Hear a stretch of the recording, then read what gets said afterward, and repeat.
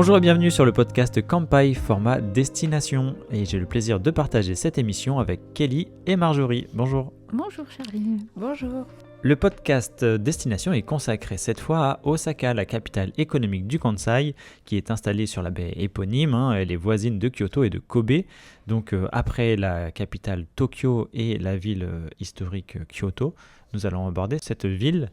C'est vrai qu'on lui consacre aujourd'hui un épisode entier, alors que on va dire qu'elle n'est pas forcément très connue pour son tourisme, même si c'est de moins en moins le cas. C'est vrai qu'Osaka est souvent considérée comme une ville plutôt de passage, pas tant liée à son tourisme, donc une ville plutôt pratique pour son aéroport, notamment avec le KIX, le Kansai International Airport, et sa gare Shinkansen qui, elle, se situe sur la route du Tokaido entre Tokyo et l'ouest de Honshu, qui mène jusqu'à Hiroshima. Pour une présentation rapide de la ville en introduction, on pourrait dire déjà que c'est la troisième ville, quand même la plus peuplée du Japon, avec 2,75 millions d'habitants, qui est quand même très loin derrière Tokyo, qui, elle, abrite 9,7 millions d'habitants, et Yokohama avec ses 3,7 millions d'habitants. Osaka, elle a aussi son port international qui est assez massif et puis qui accueille de très nombreux bateaux de croisière. Ouais. Et c'est également le centre névralgique du Kansai, donc ça on va en reparler tout à l'heure. Et vous me corrigerez si je me trompe, mais aussi Osaka, c'est des habitants avec un caractère singulier, notamment quand on la compare souvent avec Tokyo, donc c'est un peu notre Paris-Marseille de chez nous, avec une ambiance plus décontractée, plus occidentale presque, et des comportements un peu différents. Ben oui, parce que déjà, la première chose qui frappe quand on arrive à Osaka, c'est que les escalators et les escaliers, on les monte à droite comme en Europe et pas à gauche comme dans toutes les autres villes japonaises. Donc ça, il faut se remettre en fait à nos habitudes quand on arrive. Donc c'est ce qui saute aux yeux. Et puis elle a son dialecte qui est aussi assez utilisé, donc on appelle le Kansai-ben ou Osaka-ben. Et il y a plein de petits mots comme ça nouveaux si vous êtes habitué à la langue japonaise qui vont un peu popper à Osaka avec les commerçants ou même dans les affiches, etc. Oui, par exemple, les commerçants, pour vous remercier, ils vous diront Okini au lieu de Arigatou gozaimasu ou des choses comme ça. Donc c'est une ville qui est assez facile à vivre pour toute personne qui arrive au Japon et notamment les résidents étrangers. Ça revient souvent comme une des villes les plus faciles à vivre parce que très internationale, très accueillante, plus décontractée. Et finalement peut-être moins codifié dans ses échanges sociaux. Et puis Osaka, c'est aussi une grosse mégapole qui va être industrielle, moderne et très urbanisée. Donc beaucoup de béton, évidemment, quand on parle de ça. Mais il ne faut pas oublier que c'est aussi une ville qui a une histoire assez ancienne, enfin très ancienne même. L'ancien nom d'Osaka, c'était Naniwa-kyo, et c'était l'ancienne capitale du Japon du 7e au 8e siècle. Donc, et en plus de ça, on retrouve aussi des traces historiques d'une vie à Osaka dans la préhistoire et la période des Kofun. Donc on va dire 250 à 538 de notre ère. Oui, Charlie. En fait, quand on voit le paysage aujourd'hui actuel d'Osaka, c'est vrai qu'il est très urbanisé, ce que tu disais tout à l'heure, est très bétonné. Et on ne se rend pas compte comme ça que la ville a une histoire qui est très ancienne. Et c'est ça un peu qui va faire qu'elle est moins touristique au premier abord, parce qu'elle n'est pas aussi jolie qu'une carte postale comme Kyoto. Et il faut un peu plus connaître et rentrer en fait dans la ville et connaître un peu ces sites historiques intéressants pour pouvoir l'apprécier, parce que de prime abord, elle a été reconstruite. Kelly, tu nous le diras un peu plus tard dans son histoire. Elle a été reconstruite récemment et un peu reconstruite de manière désordonnée, on va dire, rapide. C'est ce qui fait son charme. C'est ce qui fait son charme. On pourrait ajouter, pour terminer, que Osaka est aussi connue pour être le ventre du Kansai.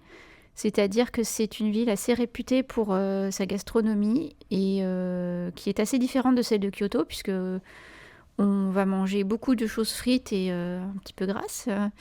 Et très bonne. Oui, après, voilà. Et donc, qui plairont au plus grand nombre, a priori.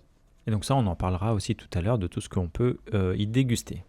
Et sur Kampai, on a évidemment une fiche, comme à chaque fois, à vous proposer, avec 56 destinations, donc des fiches enfants qui sont reliées à cette ville. Est-ce que tu peux nous en parler un petit peu, Marjorie ?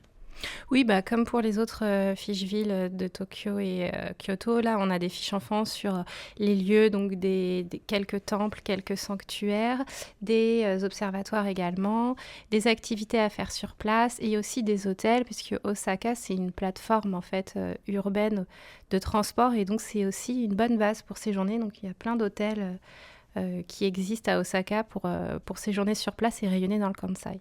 Donc on a toutes ces fiches-là qui sont accessibles sur notre site internet. Et donc pour cette capsule, nous allons vous présenter dans un premier temps Osaka avec cette fameuse partie géographie et histoire.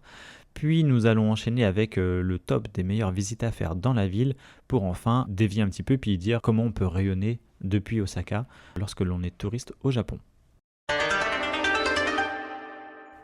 Donc en première partie, nous allons vous présenter Osaka.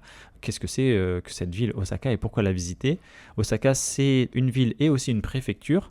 Comme on le disait tout à l'heure, c'est le centre névralgique de la région du Kansai dans la baie d'Osaka qui va se trouver aussi non loin de Kyoto et de Kobe. Donc Osaka, elle est située à 50 km au sud de Kyoto, donc assez proche, on le reverra pour la partie transport tout à l'heure. Et elle va partager aussi une banlieue résidentielle avec l'ancienne capitale impériale qu'est Kyoto, qui va s'étendre le long des lignes de chemin de fer, notamment celles très empruntées par les commuters, donc les personnes qui vont se servir du rail pour faire leurs allers-retours maison-travail, maison-travail. Oui, le fameux trajet métro-boulot-dodo, ça fonctionne aussi entre ceux, par exemple, qui habitent à Osaka et travaillent à Kyoto. C'est plus facile d'habiter à Osaka, comme on le disait tout à l'heure, donc c'est vrai qu'ils vont faire le trajet tous les jours, et ces 50 km qui séparent les deux villes sont assez urbanisés de façon résidentielle, et les trains sont assez bondés par moment. Et d'ailleurs, vous pouvez voir un peu notre article qui s'appelle Le trajet Kyoto-Osaka, où on vous explique en fait les différentes lignes de train, les intérêts pour aller à tel ou tel endroit quand on habite par exemple à Osaka et qu'on veut aller visiter Kyoto ou inversement. Et donc Marjorie, je vais pouvoir te laisser enchaîner, je pense, sur la partie géographie. Voilà, comment s'orienter dans Osaka. Donc Osaka est divisé à la base en 24 arrondissements qui n'ont pas forcément d'écho à nous touristes quand on débarque dans la ville, puisqu'on ne les connaît pas forcément tous. C'est un peu comme Kyoto. Après, ce sont des arrondissements dont les noms, certains ont des portées géographiques qui nous permettent de se repérer. Donc par exemple le nord, le sud, l'est et l'ouest. Donc pour vous le redire un peu, pour vous aider à vous orienter, Kita, ça veut dire le nord, Chuo, c'est le centre, Minato, c'est le port, Higashi, ça veut dire à l'est, et Nishi, ça veut dire à l'ouest. Donc si vous avez des noms comme ça, avec des tirets, et puis Nishi et quelque chose derrière, vous savez que vous êtes vers l'ouest d'Osaka. Et donc l'ouest d'Osaka, c'est côté baie d'Osaka, côté mer. Sinon, on connaît Osaka, et notamment son centre-ville, pour être polarisé entre le nord et le sud. Et donc il y a deux termes que tout le monde connaît pour un premier voyage à Osaka, ça va être d'aller visiter Umeda et Namba. Donc Umeda, c'est le quartier qui est au nord du centre-ville. Donc c'est un quartier qui est plutôt moderne, urbanisé, avec des buildings pour les hommes d'affaires, des complexes hôteliers verticaux, donc des centres commerciaux qui gravitent autour d'une immense gare qui s'appelle la gare d'Osaka Umeda.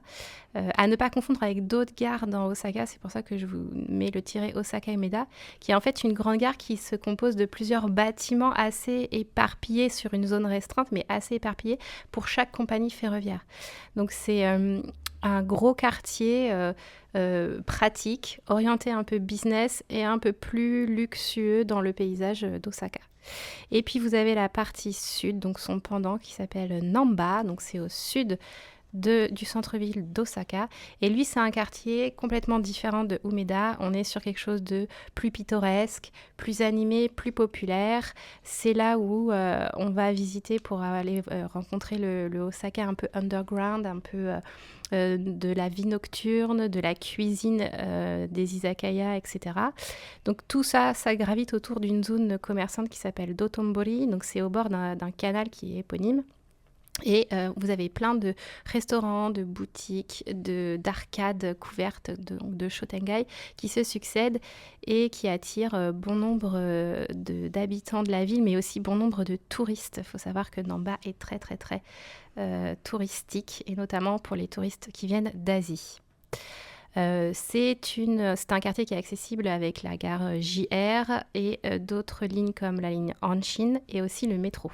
De ces deux en fait, centres Umeda et Namba, on peut aussi citer deux centres historiques à Osaka. Et là, en fait, on va parler de nom d'arrondissement, donc l'arrondissement de Chuo, donc qui veut dire le centre, mais qui est en fait au centre-est de la ville, et qui gravite autour donc du château d'Osaka, Osaka-jo, qui est un des emblèmes de la ville, un des premiers sites touristiques que l'on visite. Donc c'est une très belle reconstruction du donjon féodal, avec tout autour un parc et des douves qui sont fleuries toute l'année, et notamment au moment des cerisiers, au début du printemps. Et l'autre arrondissement aussi historique, il s'appelle Tennoji. Il est au sud de la ville, donc à côté de Namba, donc qui fait référence au temple Shi-Tennoji, qui est en fait la plus ancienne enceinte bouddhiste fondée au Japon. Donc on est quand même sur quelque chose d'assez historique, même si, encore une fois, d'apparence, le temple ne paraît pas si vieux que ça. Ce qu'on peut dire aussi, c'est que Osaka est traversée par des rivières, donc c'est un port international, mais qui est aussi traversé par des rivières. La rivière qu'on va connaître le plus, c'est la rivière Okawa, qui est dans le centre-nord de la ville, donc vers Umeda, et qui est en fait un lieu de rassemblement pour des événements festifs à l'année, comme le Tenjin Matsuri, qui est le Matsuri annuel d'Osaka. Et cette rivière, elle est aussi connue parce que 2 bras entourent l'île de Nakanoshima, qui est aussi un lieu de visite à faire à Osaka. Et puis on peut citer aussi la rivière Yodogawa, qui elle est encore plus au nord d'Osaka, donc au nord-nord, j'allais dire, du centre-ville, et qui en fait a son embouchure dans la baie. La rivière Yodogawa rejoint depuis Osaka les villes de Kyoto par Fushimi, donc le sud, et puis ensuite d'Uji, donc c'est la même rivière qui traverse toute cette région. On connaît Yodogawa à Osaka pour la rapprocher en fait d'une autre gare qui est très importante quand on arrive à Osaka, qui est la gare Shin-Osaka, c'est la gare Shinkansen. Donc le Shinkansen n'arrive pas dans le centre-ville d'Osaka, il arrive dans une gare qui est un peu plus excentrée au nord du centre-ville, donc au nord de Umeda. Côté donc façade maritime, là on a une, ce qui s'appelle la baie d'Osaka, ce qu'on a expliqué tout à l'heure, et elle fait face en fait à la mer intérieure de Seto. Donc il n'y a pas de façade maritime directe avec l'océan, mais avec la mer intérieure de Seto. Et la baie d'Osaka se partage entre la préfecture donc d'Osaka et puis la préfecture de Hyogo qui est en face en fait, avec Kobe et l'île d'Awajishima. Et quand on continue en fait au sud de la baie d'Osaka, dans le prolongement de la préfecture, on va arriver dans la préfecture de Wakayama. Donc voilà un peu les voisines d'Osaka. Et côté est, la ville est adossée à des montagnes qui sont boisées et qui la séparent de la préfecture de Nara. Donc tout le côté plus historique et plus spirituel dans le Kansai. Merci Marjorie pour les précisions géographiques. Ça vous montre aussi que Osaka n'est pas du tout isolée et qu'il y a tout un contexte aussi qui font que ce soit pour l'histoire ou pour sa géographie, ça va compter aussi pour ce que vous allez pouvoir voir en tant que touriste. Et tu disais par exemple pour la gare, on en reparlera tout à l'heure, mais bien retenir que la gare Shinkansen n'arrive pas dans le centre, dans le cœur de la ville. Donc ça, il y aura des précisions comme ça que l'on va vous glaner tout au long de ce podcast. Et maintenant, on va arriver à la partie historique avec Kelly. Oui.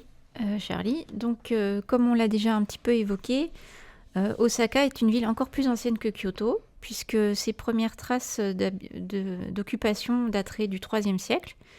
Et actuellement, on peut encore y voir de nombreux tertres funéraires qui s'appellent des kofun et qui sont en forme de trous de serrure. Ça a été dit aussi, elle abrite un des plus anciens temples bouddhistes du Japon, le Shi-Tennoji, qui a été fondé en 593. Et elle a même été capitale impériale ou co-capitale, entre guillemets, c'est-à-dire que c'était le centre économique déjà. C'était un centre économique qui doublait déjà les capitales politiques, qui étaient Asuka et Nara, entre le 7e et le milieu du 8e siècle. À l'époque, on l'appelait Naniwa, et c'est un nom qui évoque sa proximité avec la mer et les cours d'eau, qui sont très nombreux dans la région. On en a évoqué quelques-uns tout à l'heure, mais ce sont les plus importants. Et elle occupe déjà à l'époque une position stratégique dans le Kansai, puisqu'elle est connectée par voie navigable à Kyoto et à Nara, comme précédemment évoqué. Sa situation en plaine aussi lui permet d'être connectée par des routes, ce qui en fait vraiment un pôle entre les capitales du Japon et le reste du pays à l'ouest. Son port était déjà, dès l'Antiquité japonaise, son port était déjà très important puisqu'il permettait de commercer avec tout le reste du Japon autour de la mer intérieure de Seto, ainsi que le reste du monde, et en particulier d'envoyer des ambassades ou d'en recevoir de l'Asie, c'est-à-dire des empires chinois et des royaumes coréens de l'époque. À la fin du XVIe siècle, donc, qui est une période de guerre civile au Japon, les seigneurs de la guerre qui avaient conscience de la position stratégique de la ville tentent de s'en emparer, et ce sera Hideyoshi Toyotomi qui y parviendra et qui s'installera sur place autour de 1583, à partir du moment où il fait construire le château d'Osaka. Il met d'ailleurs en place les bases de l'aménagement de la ville pour les siècles à venir. Mais néanmoins, ces projets sont mis en œuvre par son successeur, si on peut le nommer comme ça, Ieyasu Tokugawa, qui devient shogun en 1603. Et oui, Kelly, donc tu viens de parler de 2 des 3 grands unificateurs du Japon. Tout à fait. Et on a un article dessus, si vous voulez en savoir un peu plus sur leur biographie personnelle, qui correspond à la période Azuchi Momoyama. Oui, la période Azuchi Momoyama. Donc au cours de l'époque Edo, donc qui correspond au règne de la dynastie Tokugawa, jusqu'en 1868, la ville est nommée Osaka et elle se développe en une véritable ville d'eau. Les projets de Hideyoshi transformés par Ieyasu, ce sont de construire de nombreux canaux qui sillonnent la ville et qui sont propices au transport des marchandises. Et elle s'est développée sur ce plan-là à tel point que les premiers occidentaux qui visitent la ville à la fin du XIXe siècle vont jusqu'à la comparer à Venise, en la surnommant la Venise d'Orient, grâce à toute son infrastructure de canaux. C'est à cette époque aussi que la ville gagne le surnom de Nihon no Daidokoro, ce qui se traduit par cuisine ou garde-manger du Japon, puisque la ville devient une plaque tournante commerciale des denrées alimentaires et des biens en provenance de tout le Japon, d'où ils sont réexpédiés en fonction des besoins des différentes régions. Et c'est aussi à Osaka que transitait le riz utilisé pour le paiement des impôts. Les impôts des daimyo. Oui, tout à fait, des daimyo qui payaient leurs impôts au shogunat Tokugawa. Donc c'est globalement pour cela aussi que la population de la ville est principalement constituée de marchands et de négociants. Et ils parviennent à atteindre un degré de richesse tel qu'ils peuvent accéder à ce qu'on considère à présent comme des loisirs des élites, c'est-à-dire par exemple la cérémonie du thé. Et d'ailleurs, Osaka et Sakai, la ville qui est maintenant intégrée à la préfecture d'Osaka, ont fourni plusieurs maîtres de thé très influents et très célèbres qui avaient accès aux plus hautes sphères de l'État. Et le plus connu pour nous, c'est peut-être Sen no Rikyu, qui est issu de la classe marchande de Sakai et qui exerçait à la fin du XVIe siècle. Et il a notamment servi 2 des 3 unificateurs, donc Nobunaga Oda et Hideyoshi Toyotomi, qui a mis fin à sa carrière, brutalement. C'est une autre histoire, c'est une histoire intéressante, mais plus tard. Le début de l'ère Meiji, donc à partir de 1868 et jusqu'en 1912, donc au tournant du 19e siècle et du 20e siècle, voit une forte industrialisation d'Osaka, avec un accent particulier sur l'industrie textile. Et le succès de la ville la rend particulièrement attractive, et elle devient même dans les années 1920 la ville la plus peuplée du Japon, devant Tokyo. Globalement, au début du XXe siècle, elle rivalise avec les grandes métropoles internationales et c'est une des plus grosses villes industrielles de l'Asie à l'époque, avant-guerre. Toutefois, donc comme pour beaucoup de villes au Japon, au milieu du XXe siècle, la Seconde Guerre mondiale provoque beaucoup de destruction et en particulier les bombardements d'Osaka entre le 13 mars et le 14 août 1945. Qui ont, pour ainsi dire, quasiment rasé la ville. Et c'est ce qui fait que par la suite, la reconstruction a été faite dans l'utilitaire et dans le rapide, avec beaucoup de béton, et ce qui constitue pour nous, visiteurs occidentaux, un urbanisme qui manque de charme, qui n'est pas très attrayant. Toutefois, il y a quand même quelques petites étincelles de préservation du passé, ou au moins de reconstitution, puisque à la fin des années 90, la ville d'Osaka a reconstruit le château, en tout cas le donjon de Hideyoshi. Alors pas à l'identique puisque il est en béton et il n'a plus du tout ses anciennes fonctions. Mais néanmoins, maintenant, c'est un musée qui est accessible aussi aux personnes à mobilité réduite grâce à un système d'ascenseur. Oui, disons d'extérieur, il a l'air traditionnel et d'intérieur, il est tout à fait moderne. Voilà, c'est ça. Je crois qu'il y a la clim d'ailleurs, non ? Peut-être. En tout cas, l'ascenseur, il est sur le côté, il est même extérieur, c'est un ascenseur vitré. Oui. Ouais. Il y a la clim et il y a même des brumisateurs à l'extérieur. C'est vrai. Bah, j'y ai pas été l'été. Mais on te croit, Charlie. Ouais, je l'ai vécu. Je dis, c'est pas commun pour un château. C'était vraiment moderne à l'époque. Plus que les petits légumes en dessous. Ouais. Vous avez déjà des problèmes de température et de canicule. C'est fou. C'est vrai que c'est bien de le noter aussi, même si on en reparlera de ce fameux château à Osaka. C'est vrai que d'extérieur, il fait vraiment authentique et voilà, c'est une reconstitution et même très récente puisque ça date des années 90. La ville s'est étendue aussi dans sa baie, favorisée par justement l'apport d'alluvions des différentes rivières et aussi par la construction de polders. On peut citer par exemple l'île artificielle de Tempozan, qui date du milieu du 19e siècle et qui accueille aujourd'hui des loisirs familiaux comme l'aquarium Kaiyukan et une grande roue par exemple et un centre commercial. L'aéroport international du Kansai KIX, qui a ouvert en 1994, a été construit sur une île artificielle qui elle-même date de 1987-1989. On peut citer aussi le parc à thème USJ, Universal Studio Japan, qui a été construit sur une île artificielle en 2001. Et dernièrement, l'île Yumeshima, qui elle date de 1977, va accueillir l'Expo internationale de 2025. Et ce sont d'ailleurs les expos internationales et universelles qui contribuent à la renommée culturelle de la ville depuis le milieu du XXe siècle. On peut citer en premier lieu l'Expo 70, qui après les JO de Tokyo de 1964 confirme la remontée économique du Japon. Et c'est aussi la première expo universelle accueillie en Asie. Elle est symbolisée par la fameuse tour du soleil imaginée par l'artiste Taro Okamoto. Et le site a accueilli 64 millions de visiteurs, ce qui est un record à l'époque. En 1990, le parc Tsurumi Ryokuchi a accueilli une exposition horticole internationale et elle avait drainé près de 23 millions de visiteurs. Et enfin, l'exposition universelle de 2025, qui se tiendra entre le 13 avril et le 13 octobre 2025 sur l'île Yumeshima, aura lieu 20 ans après celle de Aichi, qui avait été organisée près de Nagoya, sur le thème « Concevoir la société du futur et imaginer la société de demain ». Les organisateurs attendent environ 28 millions de visiteurs. Ce qui est beaucoup moins que l'Expo 70 avec les 64 millions qui avaient été enregistrés à l'époque. Oui, c'était un record et peut-être que les organisateurs actuels envisagent un nombre minimal.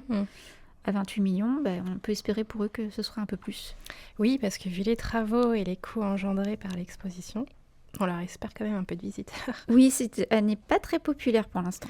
C'est ça, ouais. En tout cas, on peut dire aujourd'hui que Osaka est toujours attractive, en premier lieu pour ses spécialités culinaires, dont on a un petit peu parlé, et aussi pour sa vie nocturne, notamment à Namba, et grâce à sa position toujours stratégique au cœur du Japon. Et c'est vrai que même si on a envie de parler immédiatement de la gastronomie, on va faire quelques petits topos avant, notamment sur une partie transport et hébergement, comme on le fait d'habitude.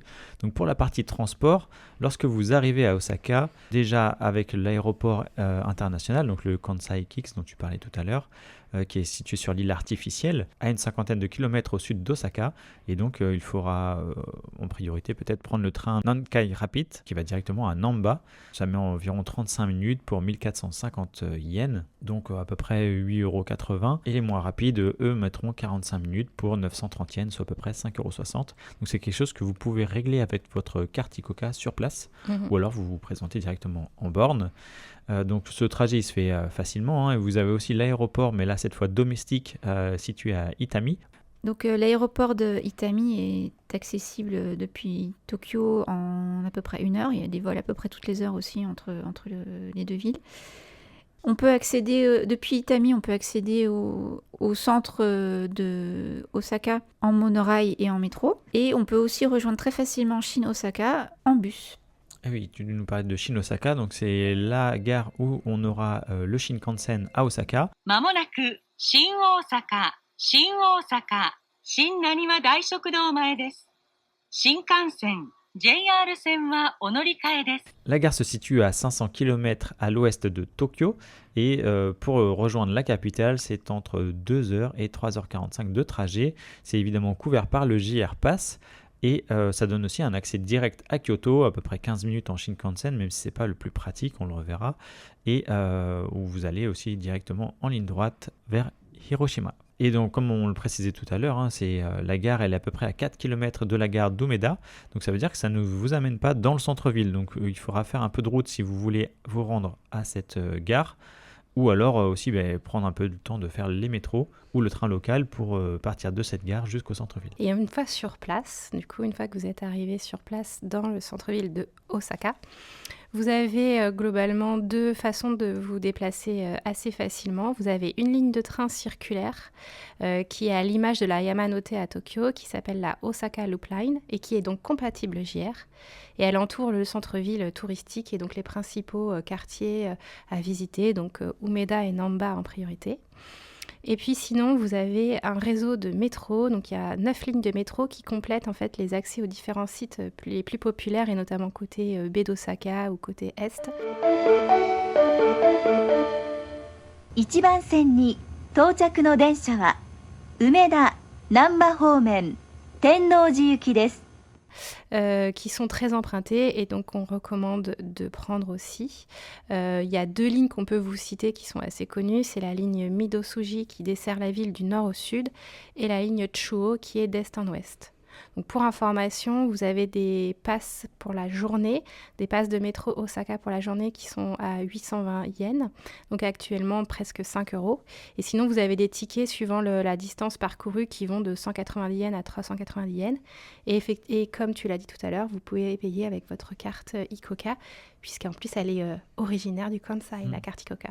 Ah oui, donc c'est-à-dire que c'est la région où vous pouvez rendre cette carte si vous voulez récupérer la caution. Voilà, c'est la région où vous verrez les logos Ikoka sur les machines. Et peut-être qu'on peut rajouter, tout à l'heure je parlais de l'utilisation de la carte Ikoka pour rejoindre depuis l'aéroport le centre-ville de Osaka, donc à Namba. Vous avez tout juste 1500 yens sur la carte Ikoka puisqu'elle est préchargée, donc n'hésitez pas à la recharger en amont, c'est-à-dire que vous sortez de l'aéroport, la recharger, comme ça vous pouvez aussi prendre directement le métro une fois que vous êtes sur place. Oui, et on n'oubliera pas que de toute façon après on va marcher aussi beaucoup pour aller au métro, pour changer, pour faire des transferts, pour visiter la ville, arpenter toutes les arcades de shopping. Voilà, il faudra aussi beaucoup marcher à Osaka. Donc le métro est très pratique, mais c'est vrai que ça n'empêchera pas que votre premier outil de marche sera vos jambes. Exactement, et une bonne paire de chaussures, on ne le dira jamais assez. En ce qui concerne votre repos et votre hébergement, donc pour vous, les conseils qu'on peut vous apporter lorsque vous allez séjourner à Osaka, ce sera peut-être déjà de vous situer proche du métro d'Osaka, et donc plutôt le métro d'Osaka que la Loop Line dont tu nous parlais tout à l'heure, qui fait partie de la ligne JR, qui elle fait le tour de la ville. Donc évidemment ça va vous apporter un confort bien plus certain pour éviter de faire trop de marches ou de louer de prendre le taxi ou de prendre des bus, etc. Disons que le métro, il y a plus de stations, donc c'est vrai que c'est plus proche et c'est plus facile après pour rallier un peu tous les coins d'Osaka. Oui, surtout qu'on vous a dit que le métro était quand même bien desservi. Oui, il dessert bien la ville. Et on peut aussi souligner que le renouvellement de l'offre hôtelière va avoir lieu, ou a déjà même eu lieu, puisque il y a l'Expo universelle en 2025 à Osaka. Oui, c'est vrai que depuis la pandémie de Covid et à l'orée de 2025, il y a pas mal d'hôtels qui sont en rénovation, ou des nouveaux hôtels qui ont été inaugurés, notamment à Umeda, On a fait plusieurs fiches hôtels d'ailleurs sur Kampai à ce sujet, donc vous pourrez vous y référer. Mais oui, tout rajeunit en fait pour accueillir les prochains visiteurs. Et c'est aussi le cas d'ailleurs pour l'aéroport Kix qui a eu beaucoup de travaux de remise un peu au goût du jour de ces terminaux pour accueillir les prochains visiteurs pour l'Expo universelle de 2025. Alors, ce que vous pourrez trouver dans la ville en termes de typologie d'hébergement, évidemment, il y aura l'hôtel, on va dire à l'occidental, même s'il peut être assez luxueux, dans la partie haute de la ville autour de Umeda.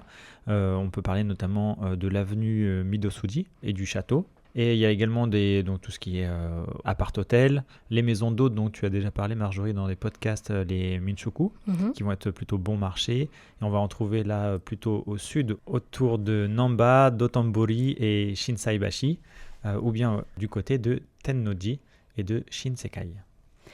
Et je pourrais ajouter, par exemple, dans le choix du quartier où vous choisirez votre hôtel, Namba et Dotonbori sont des endroits où il y a beaucoup de restaurants, donc il faut s'attendre à ce qu'il y ait des odeurs de nourriture à peu près à 24 heures sur 24. C'est un détail, mais qui peut être important, qui peut influer sur la qualité du séjour. Oui. En plus, peut-être des bruits de la vie nocturne, vu que c'est des quartiers où on sort le soir. Oui, tout à fait. Assez tard. Les gens ne dorment pas dans ces quartiers. Voilà, faut vivre comme eux, sinon vous vous sentirez un petit peu dérangé. Voilà, bon, il y a du double vitrage, etc. Mais si vous êtes un peu sensible, ça peut influer. Et c'est vrai que dans cette mégalopole, c'est pas forcément le haut lieu du tourisme, et donc c'est peut-être pas forcément là où vous pourrez faire les meilleurs ryokan. Non, il n'y a pas vraiment de onsen ou de source chaude. Il y a des établissements de bains communs qui existent dans Osaka. Je pense à Spa World, qui est du côté de Namba. Mais c'est plus des bains communs, un peu de divertissement. C'est pas du tout traditionnel, comme dans des stations thermales, dans les montagnes, etc. Donc pour ces activités-là, on vous conseille plutôt de les faire ailleurs, dans les villes où c'est un peu plus spécialisé, quoi. Oui. Si vous n'êtes que de passage à Osaka, par exemple si vous devez prendre l'avion ou si vous avez pris l'avion, il y a toute une offre d'hôtels qui va être assez conséquente sur le littoral en face de l'aéroport. On rappelle que l'aéroport il est sur une île artificielle, donc là il y a de quoi faire en termes d'hébergement. Et si vous êtes également de passage mais que vous allez prendre le train, eh bien pour le Shinkansen ce sera pareil, ce sera plutôt du côté de Shin-Osaka où vous pourrez avoir toute une offre hôtelière conséquente. Oui, et on peut ajouter également que c'est un quartier très pratique, puisque la gare de Shin-Osaka est aussi complétée par un petit centre commercial où vous pouvez éventuellement acheter ce qui vous manque pour votre voyage. Et c'est très pratique pour aussi rejoindre Umeda, par exemple. Et ça vit un peu la nuit. Enfin, il y a de quoi trouver des restaurants et de se substanter sur place si on arrive tard le soir. Oui, tout à fait. Et en règle générale, les tarifs pour ces hébergements à Osaka, ils sont plutôt abordables par rapport à Kyoto ou Tokyo, et c'est aussi lié au fait de son attraction touristique un peu plus modérée, on va dire. Mais bon, on rappelle que le Japon, ce n'est pas une destination low cost, donc on va trouver quand même, on peut en trouver un petit peu à moins de 100 € pour la nuit, pour 2 personnes, et facilement autour de 120 € pour la nuit pour 2 personnes. Oui, sachant que majoritairement, on restera dans une gamme d'hôtels à l'occidental, donc avec une chambre et un lit classique. Voilà, il n'y a pas, effectivement, les hébergements typiquement japonais sont un peu moins présents à Osaka, mis à part les chambres d'hôtes. Pour généraliser. Oui. Mais, voilà. Oui, c'est pas que ça se trouve pas, mais c'est clairement pas ce qui fait la force d'Osaka en termes d'hôtellerie. C'est pas ce qu'on trouvera en premier comme offre, c'est pas les prix qui seront les plus intéressants. Les hôtels fonctionnent très bien à Osaka. Et puis, nous, on a déjà des fiches Kampai sur se loger à Osaka. Oui. Et maintenant, je vous laisse votre partie peut-être préférée, comme je le dis à chaque fois, la gastronomie. Oui, donc dans la partie gastronomie à Osaka, on va plutôt la classer, cette ville, comme de la cuisine de rue et notamment toutes les cuisines qu'on trouve dans les bars izakaya, dans les quartiers un peu de nuit, les yokocho, donc les quartiers qui concentrent les bars izakaya, classiquement autour des gares, ou dans les quartiers animés la nuit. C'est plutôt cette gastronomie-là qu'on va retrouver à Osaka, donc assez différente de celle de Kyoto qu'on avait présentée comme la gastronomie kaiseki et traditionnelle. Ici, on va plutôt être dans une cuisine à la bonne franquette, si j'ose dire, que l'on partage, qui est roborative et aussi délicieuse si on aime les saveurs très sucrées et très salées. Donc pour vous en citer quelques-unes, les principales, que l'on connaît, c'est évidemment les takoyaki, donc les boulettes de poulpe frites, qui sont donc l'une des spécialités d'Osaka que vous verrez absolument en arrivant partout, notamment à Dotonbori. Dans le même genre, on a les okonomiyaki. Donc les omelettes ou galettes japonaises qui sont garnies. On a un article qui est dédié à ça. Donc okonomiyaki, c'est en priorité celle d'Osaka. Et puis l'autre recette qui diffère un peu et qui est d'Hiroshima. Oui, puis si le mot omelette vous gêne, vous pouvez le remplacer par le mot crêpe ou galette ou autre, hein, ou pancake, même on entend un peu de tout. C'est ça, c'était pour résumer un peu. Et puis après, il y a d'autres choses. Donc autour de la viande aussi, il y a pas mal de plats qui sont connus avec de la viande. Et donc notamment des kushikatsu, qui sont des brochettes de viande panée et frites. Et la viande, ça peut être du bœuf ou du poulet. Mais on trouve aussi des brochettes de ce style avec des légumes. Dans le même style, peut-être, ou un peu différemment, là, on sent un peu l'influence de la cuisine chinoise avec les butaman et les nikuman, qui sont des brioches cuites à la vapeur et fourrées à la viande de porc. C'est délicieux. J'en ai goûté sur place à Osaka. C'était vraiment très bon. Et puis aussi, on retrouve des plats un peu plus classiques de la nourriture japonaise. C'est les plats à base de nouilles, notamment les kitsune udon. Ou alors les donburi comme les oyakodon, donc c'est avec de l'œuf et du poulet. Alors pourquoi ces plats, on dit qu'ils sont une spécialité d'Osaka ? C'est parce qu'en fait ils sont élaborés à base de dashi, donc le bouillon. Et le dashi d'Osaka est réputé pour son goût assez délicieux et prononcé. Et donc se fait principalement à partir d'algues kombu et de bonite. Pour rester dans la gamme de poissons, vu qu'on vient de parler de bonite, le crabe qui est un crustacé assez cuisiné à Osaka. Et pour parler de restaurants qui sont assez connus, on a la chaîne de restauration Kani Doraku. Donc Kani, ça veut dire le crabe. Et ça, c'est des restaurants en fait qui sont spécialisés dans la chair de crabe et la cuisine de crabe. Et il y en a plusieurs au Japon et dans le Kansai. On en a fait un, nous, sur Kampai à Kyoto, mais c'est exactement le même principe et ça vient d'Osaka. Et vous pouvez déguster toute une gamme de plats au crabe, donc cru, cuit, en bouillon, en soupe, etc. Sur de très bons marchés, parce que le crabe, ça reste un mets assez cher. C'est saisonnier, il est pêché dans les eaux froides, donc c'est saisonnier, c'est assez cher. Et là, avec Kani Doraku, vous avez un restaurant très bien pour déguster du crabe au Japon. Et celui qui est emblématique à Osaka, il se situe aussi à Dotonbori. Et vous le verrez, c'est celui avec le gros crabe articulé sur l'enseigne. On ne peut pas le louper. On a aussi le fugu, donc c'est le fameux poisson qui, s'il est mal découpé, peut nous tuer, parce qu'il a dans sa chair une toxine qui peut être mortelle. Alors sachez qu'au Japon, vous allez dans un restaurant de fugu, tous les maîtres les maîtres de cuisine qui travaillent dans ces établissements, ils sont formés, donc vous avez à peu près aucune chance de tomber malade, mais bon, n'allez pas n'importe où. Voilà. Et donc il y avait une enseigne qui était iconique au Japon et à Osaka, où on voyait, comme pour le crabe Kani Doraku, vous voyez un énorme poisson fugu suspendu, qui a fermé pendant la pandémie. Donc c'était l'enseigne Zuboraya, qui aujourd'hui malheureusement est fermée, donc vous ne verrez plus de poisson fugu suspendu dans les rues. Mais vous pouvez toujours en manger dans les autres restaurants de fugu. Oui. Et on peut dire aussi que la cuisine au fugu est un mets un petit peu haut de gamme, déjà puisque les cuisiniers doivent être formés à un certain niveau, et qu'il faut prévoir un petit budget quand même pour... À partir de 5 000 yens par personne, c'est le minimum requis, je pense. Oui, ça peut être une découverte, peut-être pas quotidienne, mais à faire si vraiment vous êtes intéressé. Enfin, pour terminer sur la gastronomie, ou en tout cas les restaurants, il faut savoir qu'à Osaka, il y a encore beaucoup d'endroits où les fumeurs sont acceptés. Donc, que ce soit des cafés ou des kisaten, des endroits où on peut prendre le thé ou le café, un petit snack. On a des salles réservées aux fumeurs et des salles réservées aux non-fumeurs, sachant que les salles fumeurs sont en principe souvent les premières dans lesquelles on pénètre. Donc, c'est à savoir. Pour nos auditeurs fumeurs, c'est très bien. Pour ceux qui sont non-fumeurs, c'est un petit détail auquel il faut prêter attention si on est sensible à l'odeur.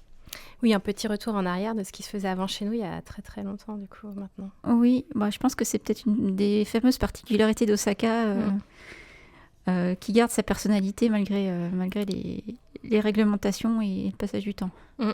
La dernière spécialité qu'on peut vous citer, c'est les osakazushi, donc c'est les sushis traditionnels de la ville, qui sont là compressés et de forme carrée, qu'on présente souvent dans un bento en bois pour que le bois en fait imprègne un peu l'odeur et le goût du sushi.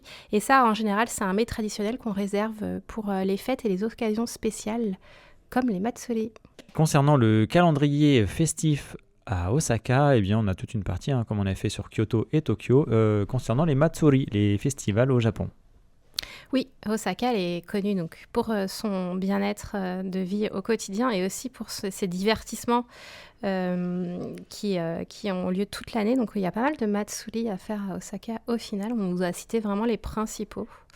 Donc on va commencer par le début de l'année avec le festival Toka Ebisu qui se déroule du 9 au 11 janvier. Alors dans un sanctuaire très particulier qui s'appelle Imamiya Ebisu Jinja, donc qui est situé entre Namba et Shinsekai. Donc c'est un tout petit sanctuaire qui vraiment se voit complètement bondé à cette période-là. Mais c'est un festival qui est chaleureux et qui intervient donc à une période creuse touristique, donc au tout début du mois de janvier. Et donc son pendant à Tokyo, c'est le Tori no Ichi, donc, qui a lieu donc en novembre, les jours du coq. Et c'est des moments où en fait on va se souhaiter chance et prospérité, alors réussite commerciale, puisqu'on va aller prier la divinité Ebisu. Et donc on va acheter des râteaux de bambou qui sont très colorés avec beaucoup de symbolique derrière, donc des kumade. Et ça attire énormément d'habitants locaux, de commerçants qui vont se rassembler. C'est très sympa en termes d'ambiance, ce Matsuri. Ensuite, on peut partir du côté du sport parce qu'Osaka, c'est une ville sportive. Et donc, elle accueille un tournoi de sumo par an qui se déroule à la mi-mars. Et puis, si vous loupez les sumo, il faut savoir aussi que la ville, elle a accueilli en fait une partie de la compétition mondiale de rugby en 2019. Et donc, elle a une équipe de rugby qui est assez connue et elle accueille des matchs de rugby régulièrement. Et aussi des matchs de baseball. Elle a une équipe qui s'appelle les Hanshin Tigers qui sont assez bons.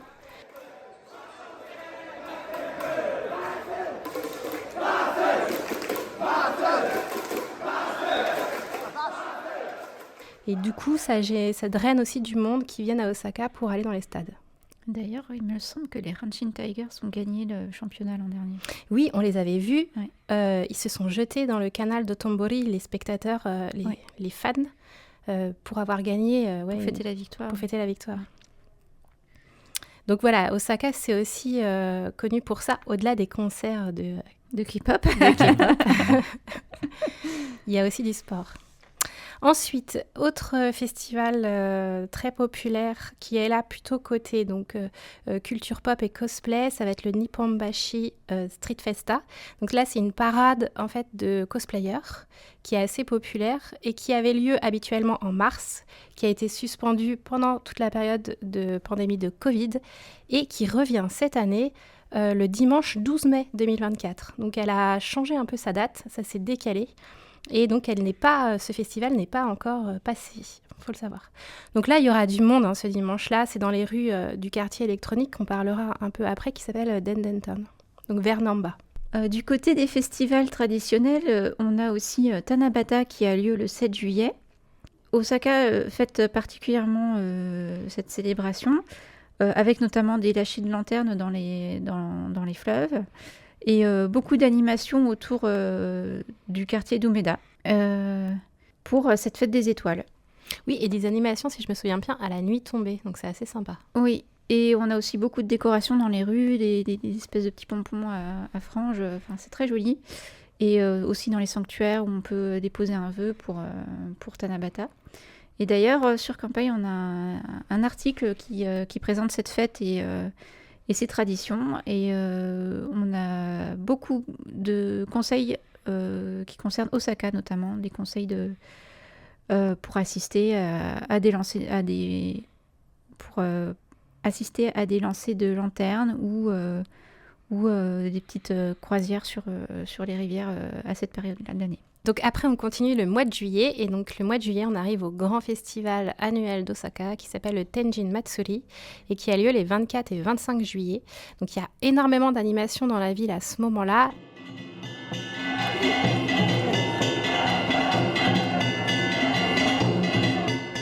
En journée et surtout en soirée à la nuit tombée.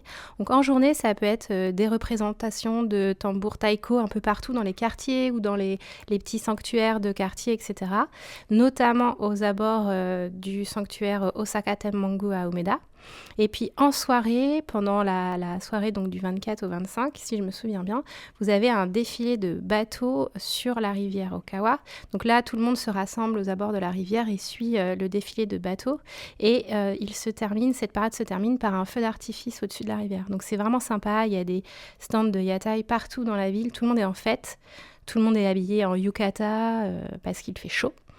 Et c'est assez chaleureux, assez convivial.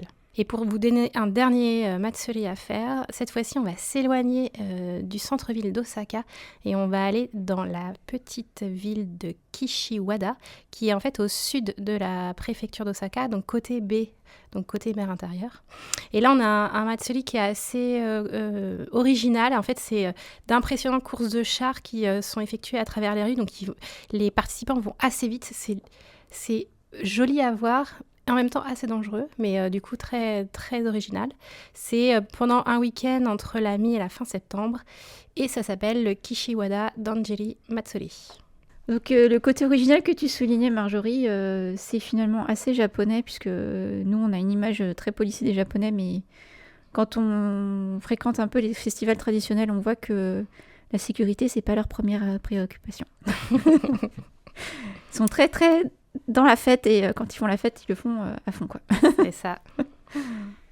Question saisonnalité, quand est-ce qu'on peut mieux profiter de cette grande ville ? Eh bien, on va vous dire plutôt pendant l'été, au final, du fait notamment de certains matsuri, de pouvoir profiter des soirées à l'extérieur justement pour déguster tout ce qu'on vient de vous citer avant, par exemple. Mais pendant les sakura également, ça peut être très intéressant, puisque notamment autour du château, il y a des pans entiers de cerisiers qui vont fleurir. Et peut-être qu'on conseillera un peu moins l'automne et l'hiver. Alors ça peut être très sympa pour le fait qu'il y ait peut-être moins de monde. Et c'est vrai que c'est pas une mégapole réputée pour sa verdure. Donc c'est vrai que ça, on le sentira moins par rapport à Tokyo, par exemple, ou à Kyoto. Oui, c'est ça. Les couleurs automnales à Osaka, c'est pas évident. C'est pas la première chose qu'on va retenir. Après, si vous voulez voir des couleurs dans la région d'Osaka, dans la préfecture, il y a des destinations. On en parlera un peu après, mais il faut partir de la ville. Il faut aller dans les montagnes autour. Donc voilà, l'été, c'est plus décontracté, on va dire. On profite aussi du caractère un peu particulier, justement, dont on parlait tout à l'heure de cette ville et de ses habitants, avec beaucoup d'illumination, comme tu nous le disais tout à l'heure, Kelly. Et sinon, ce sera plutôt la période des sakura. Donc, on parlait du château. Il y a aussi le parc Expo 70 dans la banlieue nord, à Suita. Oui, les bords de la rivière Okawa, donc le parc Kema Sakura no Miya. On a aussi le parc Tsurumi Ryokuchi dont on a parlé tout à l'heure à propos de l'expo horticole. Oui, donc du coup, qui a des sakura aussi. Oui. Et puis après, on a aussi dans le même parc un peu plus loin dans la ville, on a le parc Setsukyo au nord d'Osaka, qui est aussi très joli pour ses cerisiers en fleurs. Et après, on a une visite guidée qui se fait sur réservation, c'est le Osaka Mint Bureau, qui ouvre son jardin, on va dire, intérieur, que quelques jours par an. Alors là, il faut s'inscrire. C'est plutôt pour les Japonais qui ont vraiment envie de visiter ce jardin, ou alors les touristes qui s'y prennent très tôt et qui regardent bien les dates. Et vu que si on va à Osaka, c'est quand même pour son côté urbain, eh bien l'hiver, la ville ne va pas se désenchanter du fait que ce soit une période moins séduisante peut-être, vu que de toute façon les parcs, il va falloir les chercher puisqu'il n'y en a pas non plus beaucoup. Donc voilà, en fait, toutes les périodes évidemment sont bonnes, mais si vous voulez profiter du côté décontracté, on va dire que ce sera plutôt l'été et le printemps. Oui, voilà, pour donner des priorités. Et pour terminer cette première très grande partie dédiée à Osaka, eh bien nous allons évoquer quelques activités et expériences principales à faire dans la ville. Donc on va vous énumérer plusieurs sites pour le shopping par exemple, les parcs d'attractions, les musées, les théâtres ou encore les croisières. Et on va commencer cette partie par, on a parlé de la gastronomie tout à l'heure, où manger. Et donc, on pourra vous conseiller par exemple le marché de Kuromon. Oui, Charlie, donc pour le marché de Kuromon, c'est un marché à la base qui était tout produit confondu. Donc, on pouvait aussi bien acheter des produits frais comme des fleurs, en fait, comme des légumes, des fruits, etc. Et aussi donc un marché alimentaire. C'est pour ça que les touristes le visitent aujourd'hui. C'est pour goûter les spécialités locales, un peu comme le marché de Tsukiji à Tokyo, mais là en plus petite taille, c'est le Kuromon à Osaka. Il était très populaire et très pittoresque à faire. Aujourd'hui, il est assez connu des touristes. L'avantage, c'est que vous allez pouvoir manger beaucoup de choses prêtes à emporter, donc des petites brochettes, des petites assiettes de sashimi, de sushi, de crustacés qui sont déjà cuites et prêtes à manger. Dans la série des marchés qui sont de plus en plus populaires, on a celui qui se trouve à Tsuruhashi Koreatown. Donc, comme son nom l'indique un petit peu, c'est un marché coréen, du quartier coréen d'Osaka, dans le sud-est de la ville, qui remporte de plus en plus les suffrages des visiteurs de la ville. Et dans le côté un peu plus traditionnel, pour donner des adresses pour manger, on a donc des petits quartiers où les bars izakaya et les petits restaurants se regroupent et ouvrent la plupart du temps en fin d'après-midi, début de soirée, donc moins le midi, comme une adresse à conseiller moins le midi. On a Hozenji Yokocho, donc qui est vers Namba. Oui. Donc, c'est une petite rue parallèle qui est très sympa pour manger des okonomiyaki, par exemple. Et puis, on peut citer aussi d'autres izakaya qu'on retrouvera classiquement autour des gares, donc à Namba ou aussi à Umeda, oui. Ou les autres petites gares autour de stations de métro, etc. Ça reste des adresses plutôt ouvertes le soir, je reprécise. Si vous voulez manger plus dans des restaurants ouverts le midi, vous avez classiquement les étages de restaurants dans les centres commerciaux qui sont ouverts et qui sont aussi très bien pour goûter aux spécialités d'Osaka. Puis vu que c'est le Japon, on ne pourra que vous conseiller de vérifier les horaires de fermeture, notamment des restaurants, puisque par exemple à 22h, il n'y a pas forcément grand-chose d'ouvert. Ça dépend des quartiers évidemment, mais quelle que soit la ville où vous allez, ça ferme assez tôt de toute façon pour manger au Japon. Exactement, Charlie. Et de toute façon, vous pourrez aussi trouver des encas dans les grands centres commerciaux, mais les restaurants aussi. Et c'est aussi pour ça qu'on va passer à la catégorie shopping. Eh bien, on va peut-être commencer par les arcades Shotengai, ces fameuses ruelles commerçantes. Est-ce que tu pourrais nous en détailler quelques-unes, Kelly ? Oui, alors au nord, du côté de Osaka Tenmangu, on a l'arcade Shotengai qui s'appelle Tenjinbashi Suji et qui abrite plein de petits commerces du quotidien pour les Japonais. Je crois pas qu'elle soit si populaire que ça auprès des touristes, donc si on veut trouver une ambiance un peu authentique, c'est pas mal d'aller se promener par là-bas. Au sud de la ville, on a Shinsaibashi, donc pareil, on trouve un peu de tout, aussi bien des magasins de chaussures que de vêtements, enfin c'est vraiment le quotidien aussi. On peut s'acheter peut-être un t-shirt spécial Mémère d'Osaka avec un motif de tigre et des paillettes dessus, peut-être, je sais pas. Et enfin, si on aime la cuisine japonaise et qu'on a envie de s'acheter des instruments de cuisine un peu spécialisés, on peut aller du côté de Namba à Sennichimae Doguyasuji. Donc c'est une arcade qui est spécialisée dans les fournitures pour professionnels de la restauration. C'est aussi ouvert aux particuliers. Donc par contre, c'est pas la peine d'y aller avant 10h30, 11h, parce que rien n'est ouvert avant. Et là, vraiment, c'est des petits... Alors, il y a un peu de tout, et notamment des magasins où il faut être très très mince pour passer entre les allées. Ouais. Oui, c'est très fourni. C'est très fourni. Et là, vraiment, c'est assez typique aussi, même si les touristes aiment, justement, les touristes aiment bien s'y balader parce que on voit des choses un petit peu originales dans la décoration et dans les objets à acheter éventuellement. Oui, on peut acheter des plats en cire. Oui, tout à fait, des plats en cire, des décorations de magasins, de boutiques. Des lanternes. Oui. Ça marche bien, les lanternes. Ouais. On a un quartier qui ressemble à ce que tu nous décris à Kappabashi, à Tokyo, du coup on en avait déjà parlé. Exactement, oui. Oui, dans le même ordre d'idées, pour faire du shopping, dans le shopping spécialisé, on a un quartier aussi électronique à Osaka qui s'appelle Denden Town, donc c'est à Nipponbashi.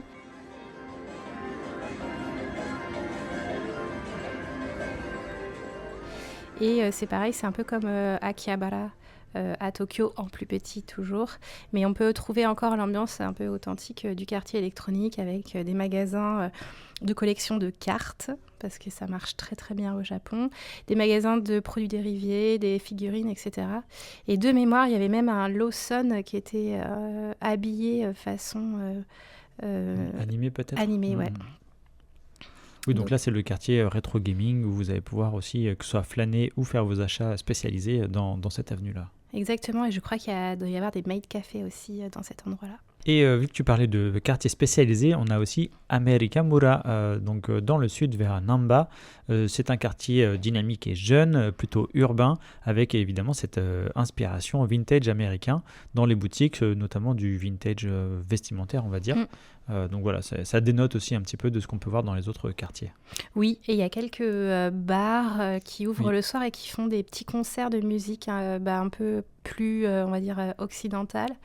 Donc on va dire plutôt du jazz ou des choses comme ça. Donc c'est aussi un quartier qui s'anime le soir, c'est pareil.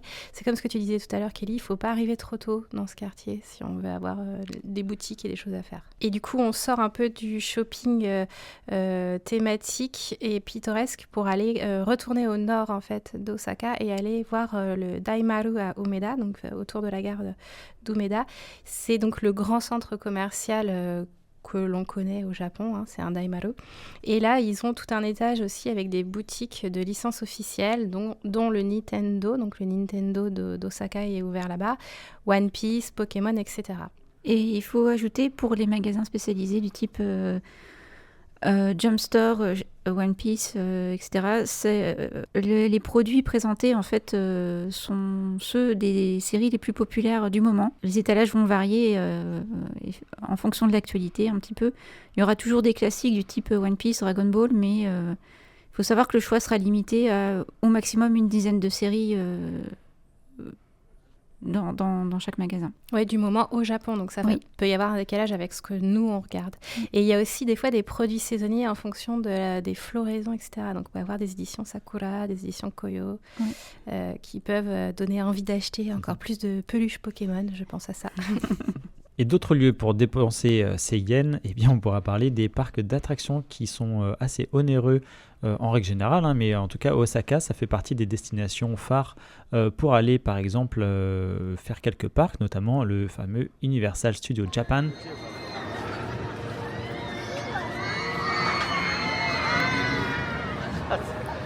Vu que vous y avez les licences phares comme Harry Potter, Jurassic Park, Les Mignons, le premier Super Nintendo World.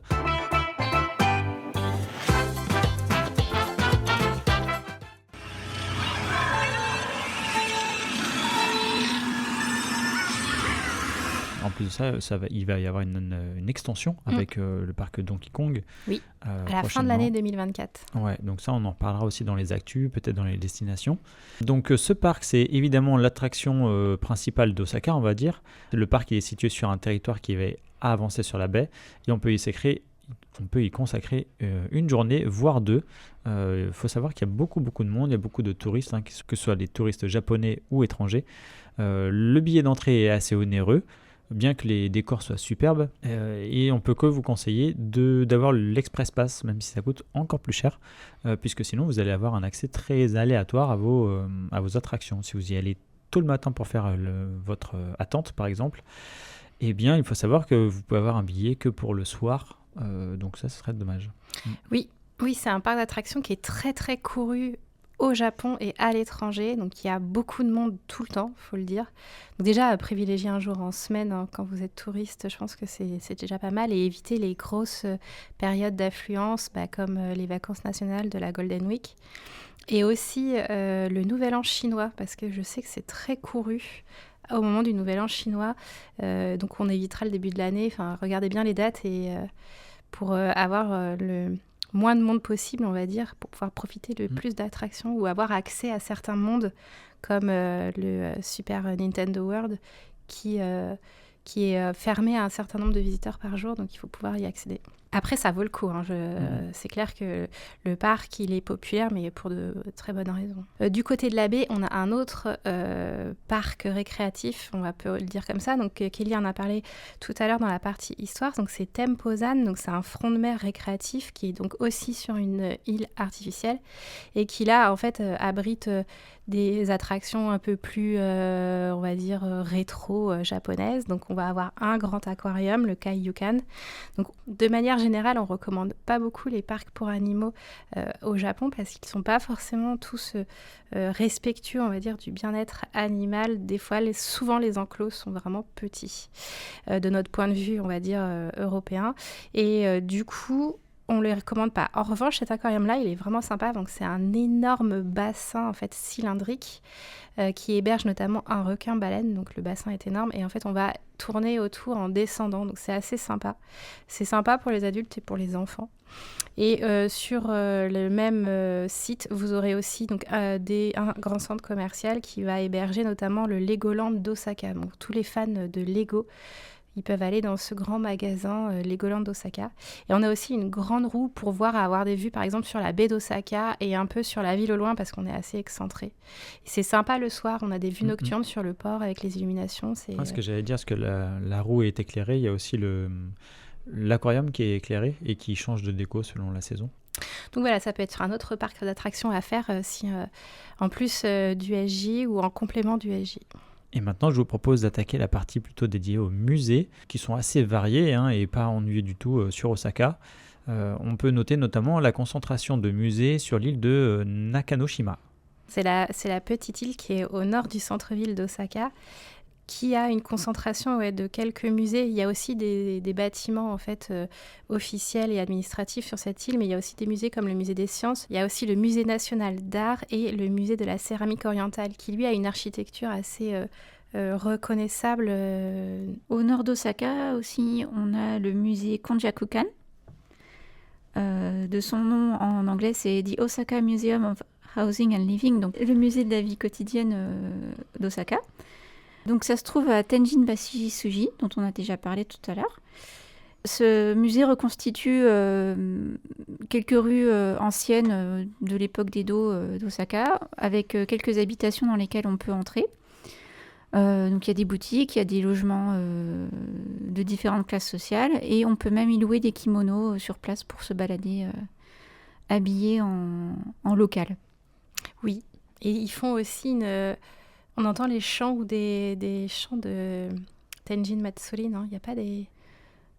Oui, c'est possible. En tout cas, il y a aussi la durée le déroulement de la journée est reproduit à l'intérieur du musée. Donc, on a pendant une visite, même une visite d'1 heure, on aura des phases de jour et de nuit. Et sur les phases de nuit, par exemple, il y a des reproductions de feux d'artifice. Et un musée très sympa. Oui, ça a l'air interactif. À faire en famille très facilement. Et autre musée, c'est dédié autrement à l'histoire d'Osaka, c'est celui qui est à côté du château, que moi j'avais fait, c'est vrai que je l'ai trouvé très bien fait. Là, il est entièrement dédié à la ville, à la construction de la ville et à son évolution. Et vous avez beaucoup de représentations d'Osaka dans les temps anciens, et notamment en s'appuyant sur les estampes japonaises qui vont être découpées, animées, etc., devant de grandes maquettes. Donc en fait, même si vous ne lisez pas le japonais, eh bien, vous avez une idée assez claire de ce qu'ils veulent représenter, puisque vous avez la maquette sous les yeux et des animations qui sont très parlantes, entre autres. Et puis dans votre visite, vous allez descendre ou monter, mais plutôt descendre, il me semble, les escaliers du musée, et à chaque fois, vous allez avoir toute une partie vitrée qui donne une très belle vue sur le parc et le château. Oui, je te coupe là, mais oui, tu descends, en fait, tu montes tout en haut et tu descends l'exposition. Et donc, vous avez aussi des ruelles, même dans les années 1920, par exemple, qui vont être reproduites sur quelques mètres. Donc, vous avez des éclairages, des vieilles... des photos d'Osaka aussi dans la construction urbaine dont on parlait tout à l'heure dans la partie géographie. Donc tout ça, vous avez une visu aussi de cette évolution de la ville à ce moment-là, et vous comprenez vite que ça allait très très très vite. D'où le côté paysage pas fini, quoi. Oui. Et pour citer d'autres musées, on peut citer aussi le TeamLab Botanical Garden à Osaka. Donc c'est la version TeamLab à Osaka. Donc là, c'est en plein air. dans le parc Nagai qui est au sud-est du centre-ville. Donc là, vous avez les animations numériques qui vont être jouées de 19h à 21h30, donc en soirée et en nocturne. Donc ça peut être intéressant si vous avez déjà fait les Team Lab à Tokyo d'aller voir celui-ci, ou si vous ne pouvez pas les faire à Tokyo, d'aller voir cette version-là, qui est assez originale et qui est une exposition permanente. Pour rester aussi dans le côté ludopédagogique, on a le Kids Plaza Osaka, qui est un musée dédié aux enfants. Donc là, ils peuvent expérimenter et toucher à plein de choses. Donc c'est très très bien pour ceux qui ont des petits-enfants et c'est un univers fait pour eux. C'est à côté du parc public Ogimachi au nord d'Osaka, donc pas tout à fait dans le centre-ville, un peu excentré, mais très bien. Et vous pouvez après aller faire un tour au parc, il y a des jeux pour enfants en plein air. Enfin, on peut vous proposer d'aller visiter la Tour du Soleil, qui est un peu à l'écart d'Osaka au nord, au sein du parc commémoratif de l'Expo 70 à Suita, dans la ville de Suita, au nord d'Osaka. C'est une tour assez extravagante qui a été imaginée par l'artiste Taro Okamoto pour l'Expo de 1970. Et on peut en visiter l'intérieur jusqu'au sommet, s'il me semble. Et il y a un musée aussi qui permet de découvrir comment cette tour a été imaginée. Et de plus, dans le même parc, on a le musée de l'ethnologie, pour ceux que ça intéresse. Et à Osaka, vous pourrez également faire l'expérience des théâtres historiques. Donc il y en a différents styles dont tu vas nous parler, Kelly. Et c'est vrai que si on ne parle pas japonais, ça peut être compliqué, mais il y a aussi, ça peut justement faire partie de l'expérience et donc pouvoir assister à ces théâtres très particuliers qui sont très connus au Japon. Donc peut-être tu vas nous détailler un petit peu ce qu'on peut entendre par le kabuki, le manzai, etc. Oui, alors je vais commencer par le kabuki, puisque c'est peut-être un des théâtres les plus connus chez nous.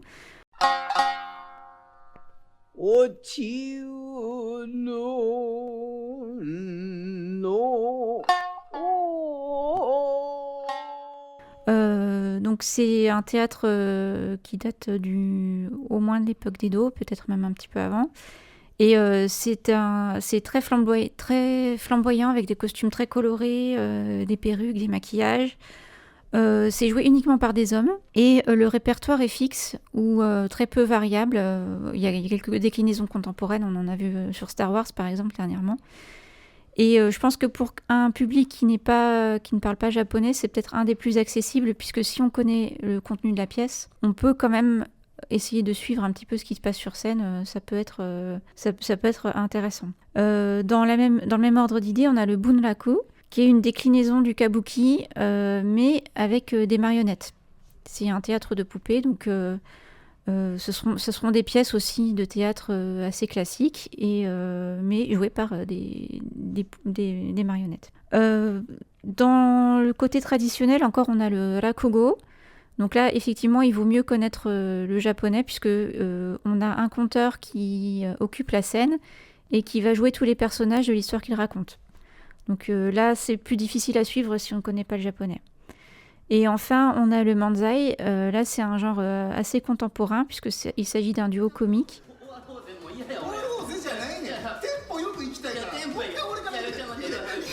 Où on a deux personnalités, un personnage sérieux et un personnage un peu plus fantasque, un peu dans le côté un peu Laurel et Hardy, si ça peut parler aux plus anciens d'entre nous. Donc ils sont dans une conversation avec des jeux de mots, des jeux sur l'absurde, des petites joutes verbales. Donc ça peut être compliqué si on ne connaît pas le japonais. Mais pourquoi pas, après tout. Voilà. Vous avez un théâtre bien connu qui est à Namba, qui s'appelle le Namba Grand Kagetsu, et qui a des représentations plusieurs fois par jour de divers artistes. Donc on peut y aller à peu près toute la journée. Et on a d'ailleurs une fiche sur Kanpai, un article sur Kanpai qui explique ce qu'est le manzai. Et le kabuki également. Et le kabuki aussi, oui. Et pour finir sur les activités, on peut aussi faire des croisières fluviales à Osaka, parce que finalement, elle est assez traversée par plusieurs cours de rivière ou par plusieurs canaux. Et donc, ça peut être aussi une activité à faire qui change un peu de ce qu'on pourrait penser d'Osaka. Donc, on a la rivière Okawa, celle où se passent tous les événements de la ville. On peut faire des croisières. On a aussi le canal d'Otombori. Donc, ça, c'est dans le quartier, un des quartiers les plus touristiques où, en fait, vous avez vu sur le canal, mais vous pouvez aussi faire des croisières sur le canal. Et ça peut être des croisières aussi nocturnes avec un dîner compris et peut-être un spectacle. Et ça peut être du coup des spectacles de ce que tu as cité tout à l'heure, de théâtre, assez connus et assez appréciés à Osaka. Donc comme le Rakugo, je sais qu'il y a des représentations de spectacles pendant ces croisières-là. Et on va pouvoir conclure cette première partie très dense sur Osaka et passer à la seconde partie de notre podcast puisque l'on va vous faire une sélection de nos destinations préférées à faire dans cette mégapole. Et donc on va parler principalement évidemment des incontournables. En premier lieu, on va évidemment parler du fameux château d'Osaka, Osaka-jo, qui est vraiment l'incontournable à faire, quelle que soit la période à laquelle vous allez faire votre visite à Osaka. Donc c'est un très beau donjon, même si c'est une reconstitution, on va faire un peu une redite, mais c'est une reconstitution qui est très récente, on avait dit des années 90. On ne conseille pas forcément la visite intérieure, même si elle est très bien, mais c'est que c'est souvent bondé, ce sera par petits couloirs, notamment c'est plein de petits escaliers, vous avez aussi un ascenseur extérieur qui existe. Il n'empêche que c'est un bon moyen de rentrer aussi dans le château, mais vous n'aurez rien d'authentique puisque c'est vraiment fait et construit comme un musée. Vous avez un peu une vue en haut, vitrée, mais après ça s'arrêtera là, vous avez une boutique à l'intérieur. Les photos, il me semble, sont quand même souvent interdites, au moins devant tout ce qui est représentation samouraï. Donc voilà, c'est assez exigu, on va dire, à l'intérieur. Par contre, le château de l'extérieur vaut le coup, vous avez le temps de flâner tout autour. Il y a aussi une sorte d'hôtel ou au moins des restaurants tout autour avec des boutiques qui sont particulières. Je me souviens, il y a, je crois, un musée du jouet dedans. Et le parc est très grand, et donc selon la période à laquelle vous y allez, vous allez pouvoir sans doute profiter de ce grand parc. Et là, pour le coup, s'il y a du monde, vous avez quand même un peu de place pour vous. Oui, puis vous avez les douves, donc ça rend vraiment le côté un peu château et domaine féodal, c'est qu'on a encore les douves qui sont là et qui sont remplies d'eau. Ouais. Et puis c'est vrai que la façade, l'extérieur du château est vraiment particulièrement belle. Et le château d'Osaka est connu aussi pour être la base de Toyotomi Hideyoshi, donc un des 3 unificateurs du Japon à la fin du XVIe siècle. Et vous pourrez d'ailleurs trouver dans le parc donc le musée de l'histoire d'Osaka et aussi un petit sanctuaire qui s'appelle Hokoku Jinja qui est dédié à Hideyoshi. Oui, il y a une statue de lui à l'entrée. Et on vous rappelle que pour faire Hanami, au début du printemps, c'est tout un spot de cerisier qui se trouve dans le parc d'Osaka, le parc du château. Oui, c'est un gros spot de Sakura, le château d'Osaka. Donc en autre visite, on a aussi Umeda Sky Building. Oui, c'est un gratte-ciel en fait composé de 2 tours et au milieu vous avez l'observatoire qui est comme suspendu. Donc il y a quelques observatoires à faire à Osaka, on va en détailler un peu après. Donc celui-ci il est au nord, donc à Umeda. Il est très joli à faire la nuit parce qu'on a l'impression de monter dans le ciel étoilé. Donc c'est une sortie aussi assez romantique à faire en couple par exemple. C'est très sympa pour la vue que ça donne sur tout le centre-ville un peu moderne. Donc c'est pour ça que de nuit c'est mieux parce qu'on a les illuminations. On va dire que c'est plus joli que le béton des rues la journée. Au nord, près de Tenjin-Bashi-Suji, on a le petit sanctuaire Osaka Tenmangu. Qui honore la mémoire de Sugawara Michizane, qui était un lettré et homme d'État japonais du 9e siècle, si mes souvenirs sont exacts. Il y a beaucoup de légendes associées à ce personnage, et on vient le prier notamment pour la réussite scolaire, actuellement. Et il était grand amateur de pruniers. Donc, chaque sanctuaire dédié à Sugawara a son lot de pruniers et notamment les petites plaques EMA pour déposer des vœux au sanctuaire sont en forme de prunes, de fleurs de prunier. Et on a toutes les fins d'hiver, autour de la fin février, un petit festival qui s'appelle le Ume Matsuri, pour observer les fleurs de prunier de la même façon qu'on observe les fleurs de cerisier en avril. Et c'est aussi le lieu pour le Tenjin Matsuri, donc le grand festival annuel de la ville d'Osaka. C'est de là que partent les parades Et juste pour info, son entrée est gratuite vu que c'est un sanctuaire. Donc Oui. c'est vraiment sympa pour le côté... c'est un sanctuaire local à Osaka qui fonctionne très bien. Donc pas très loin, toujours au nord d'Osaka, on peut conseiller le quartier de Nakazakicho, qui est un petit quartier à taille humaine, donc avec une architecture plutôt basse et plutôt traditionnelle, donc ça change des gratte-ciel du côté de Umeda.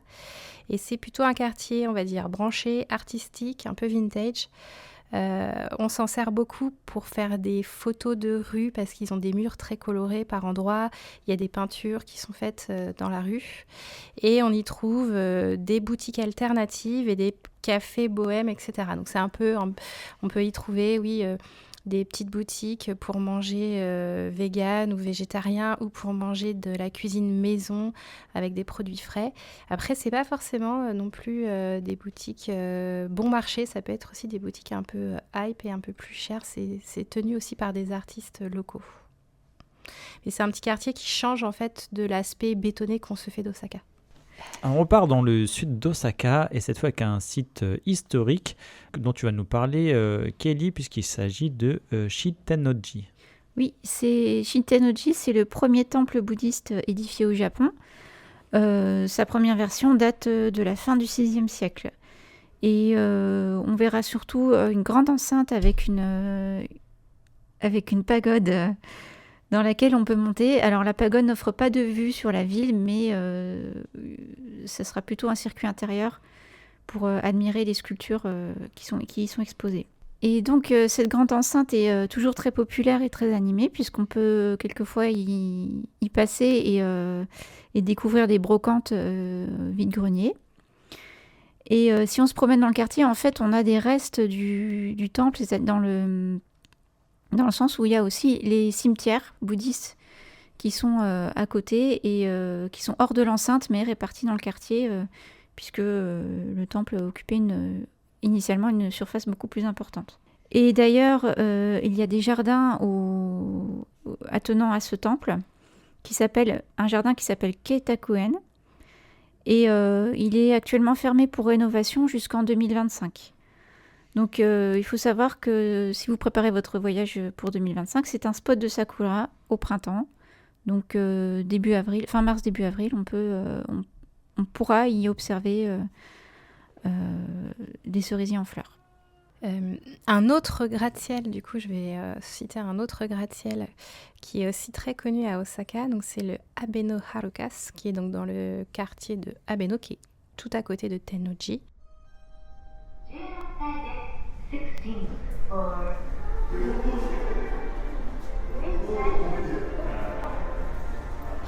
Et donc là, c'est normalement quelque chose que vous ne pourrez pas louper quand vous serez à Osaka, parce que c'est la plus haute tour de la ville et l'une des plus hautes tours du Japon, puisqu'elle culmine à 300 mètres d'altitude et elle n'a été rattrapée que dernièrement par le complexe Toranomon Azabuda Hills qui a été inauguré fin 2023.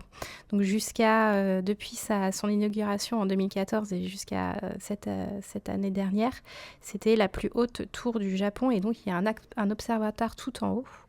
C'est un observatoire qui fait un peu aérien, on est vraiment au-dessus de la ville et un peu dans les nuages. D'ailleurs, ça peut être encerclé par les nuages quand la météo est pas très dégagée. Et c'est quand même quelque chose à faire au-delà de l'observatoire. C'est un building qu'on peut visiter où il y a des boutiques, des bars, des restaurants. Et au fur et à mesure qu'on monte dans les étages, on peut accéder aussi à d'autres terrasses intermédiaires que l'observatoire tout en haut. Il y a notamment une terrasse extérieure arborée qui est très sympa à faire pour boire un verre ou pour juste se poser. Et on a aussi un petit musée d'art. Donc c'est une attraction qui coûte un certain prix parce que ça reste un observatoire urbain, donc c'est relativement cher, si je puis dire, par rapport à l'entrée d'un temple, par exemple. Mais c'est vraiment une prouesse technologique qui vaut le coup pour ceux qui sont amateurs d'architecture contemporaine. Autre tour, on pourrait parler de Tsutenkaku, dans le quartier pittoresque de Shinsekai, avec cette fameuse antenne qui est une tour qui se visite. Donc il y a eu des agrandissements récents avec une nouvelle plateforme par exemple en extérieur, et puis c'est une tour que l'on peut descendre en toboggan. Vous rentrez dans une sorte de sac à patates, ou en tout cas de duvet ou de je ne sais quoi, de sac. Vous pourrez donc descendre un toboggan en spirale dans ce superbe sac qui vous ira à ravir, et puis il est entouré de toute façon de restaurants de brochettes Kuchikatsu à ses pieds. Oui, c'est un quartier assez vieux d'Osaka et qui veut dire le Nouveau Monde. C'est à l'époque quand ils avaient créé ce quartier. Et c'était un ancien Luna Park. Donc c'est pour ça que la tour, en fait, c'est un vestige de ce parc-là. Et elle était restée dans son jus pendant très longtemps. Et là, ils l'ont un peu remis au goût du jour en essayant de la redynamiser avec des nouvelles attractions, je pense en vue aussi du Parc Expo 2025. Alors du coup, il peut y avoir un peu d'attente, effectivement, maintenant, alors qu'avant, on y rentrait un peu facilement. Et on allait prier Billy Ken. Oui, et les 7 dieux du bonheur qui sont avec lui dans la tour. Oui, donc c'est un quartier qui fait très expérimental, vu que ces devantures de magasins vont être pleines de décorations pleines de reliefs, notamment en papier mâché. Très sympa aussi à faire le soir comme quartier, justement pour profiter de cet éclairage, et puis des restaurants qui seront ouverts le soir. Vous avez également, ça se fait beaucoup au Japon, mais les petits stands de tir. Vous pouvez gagner des briques de jus de fruits, de choses comme ça se fait pas mal, en couple notamment. On retrouve encore, tu nous parlais de Luna Park, de cette ambiance fête foraine, du coup c'est encore quelque chose de très actuel aujourd'hui, et très touristique et photogénique notamment. Pour ce quartier, ça peut nous faire très vite penser aussi à Dotonbori. Et évidemment, on ne pourrait pas parler de ce podcast sans en parler un peu plus en détail. Donc ce quartier du centre-ville, donc là, vous allez avoir plutôt une activité de soirée, plutôt une activité nocturne, mais aussi commerçante la journée, avec des restaurants spécialisés, comme sur les spécialisations sur le takoyaki. Et donc c'est là où vous avez cette fameuse promenade sur le bord du canal avec des enseignes lumineuses et le Glico. C'est le bonhomme Glico. On peut l'observer de cette passerelle ou de ce pont où il y a une sorte de plateforme en cercle. Et là, vous pouvez avoir beaucoup de monde, ça dépend de la période, mais c'est vrai que c'est les périodes touristiques, vraiment, vous avez beaucoup de monde. Tu as un souvenir, d'ailleurs, je crois, Kelly, là-dessus. Oui, il faut éviter les week-ends. Les week-ends et les périodes de concerts de K-pop.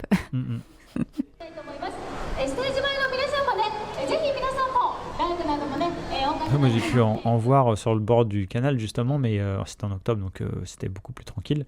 Mais c'est vrai que c'est le spot en plus à photo où le Glico, ça va être ce personnage, une sorte de coureur, les bras levés, qui est une des images du Japon qui est le plus pris en photo. Tout est étonnant que ça puisse paraître. Et oui, donc de Dotonbori, on aura donc accès à la rue Shinsaibashi, donc que tu nous présentais tout à l'heure, Kelly. Donc cette rue-là, elle est évidemment aussi assez touristique au niveau de sa fréquentation. Et tout autour de Dotonbori, il y aura d'autres arcades aussi pour faire du shopping. Alors, elles étaient jusqu'à récemment très réputées pour leur caractère un peu local, ce que tu disais, les petites boutiques et tout. À Dotonbori, aujourd'hui, c'est plus tout à fait le cas. On a en fait, du fait de son attrait touristique, il y a beaucoup de boutiques qui sont maintenant ouvertes aux visiteurs étrangers qui viennent ici pour du shopping. Donc on a plutôt des adresses maintenant de boutiques hors taxe ou des marques internationales comme Zara qui se sont installées là-bas. Donc le côté local et pittoresque s'efface un peu pour l'attrait financier, la manne financière que représentent tous les touristes et notamment asiatiques qui viennent facilement à Osaka pour un week-end de shopping. Oui, c'est vrai que ça va dénoter par son ambiance, son activité et puis ses façades aussi. On parlait des décos en papier mâché notamment, mais c'est vrai qu'après, en termes de boutique pure, ça va ressembler un petit peu à ce qu'on peut connaître dans d'autres destinations qui connaissent la mondialisation, on va dire. Voilà, ça a été un peu touché par la mondialisation ces dernières années. Dans les autres visites que l'on considère intéressantes à faire, on va reparler un peu donc de Kaiyukan, on va le reciter ici. Donc le grand aquarium en silo qui est sur la baie d'Osaka, donc qui reste vraiment une visite à faire sympa si vous êtes en famille avec des enfants, si vous avez envie un peu de changer de type d'attraction ou si la météo est mauvaise, puisque c'est quelque chose qu'on fait en intérieur, donc du coup on est tranquille s'il fait trop chaud ou s'il pleut. Et après, autour, vous avez toujours la zone de Tempozan pour continuer votre visite. Donc, vous êtes un peu excentré du centre-ville, mais il y a d'autres choses aussi à faire sur place.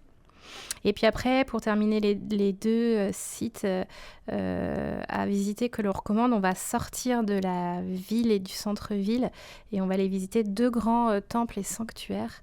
Et je laisse la main à Kelly pour Sumiyoshi Taisha. Oui, Sumiyoshi Taisha, c'est un des plus anciens sanctuaires d'Osaka. Et il se trouve dans la ville de Sakai, comme son nom l'indique.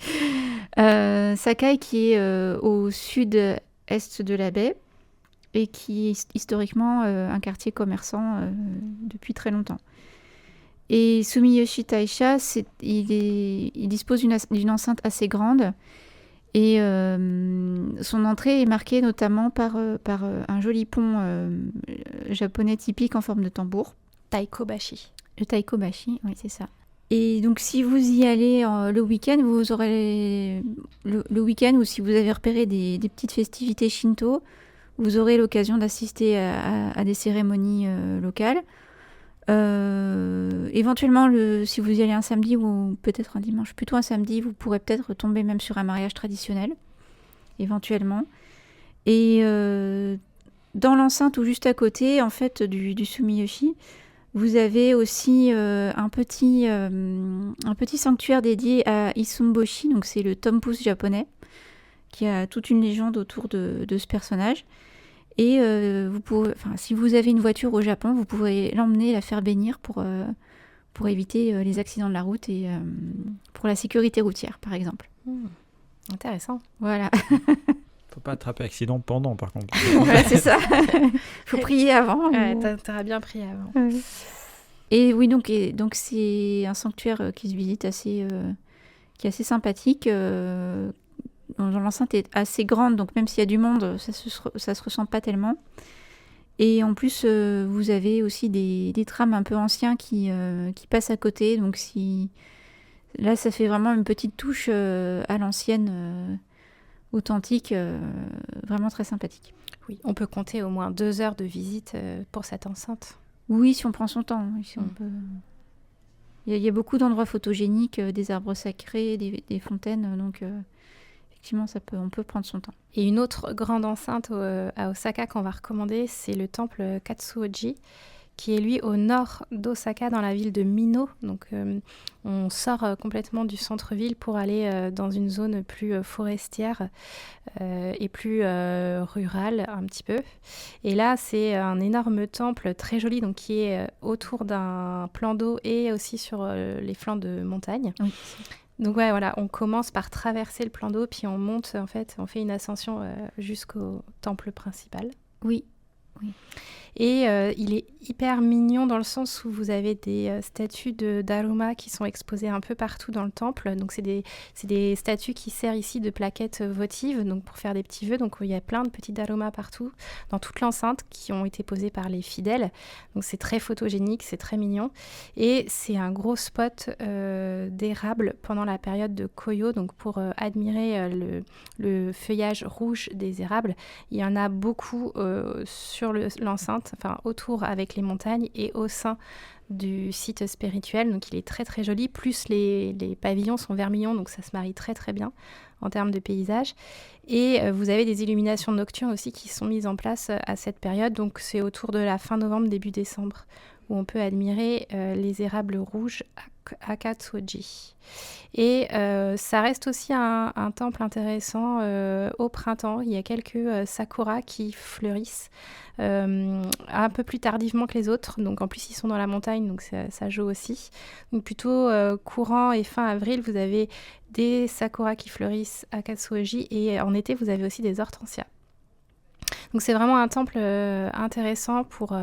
retrouver un peu le côté tranquille et zen et faire une petite balade. Oui, alors il se peut aussi que vous soyez accueillis par des chants bouddhistes diffusés par haut-parleurs. Ça ajoute une touche un peu spirituelle à la visite. Selon la façon dont vous organisez votre visite, vous serez peut-être amené à prendre un bus pour aller à Katsuoji. Donc il faut savoir qu'il n'y a pas beaucoup de bus pour la destination. et qui sont vite bondés. Donc je recommande de partir tôt en fait, d'avoir les premiers bus.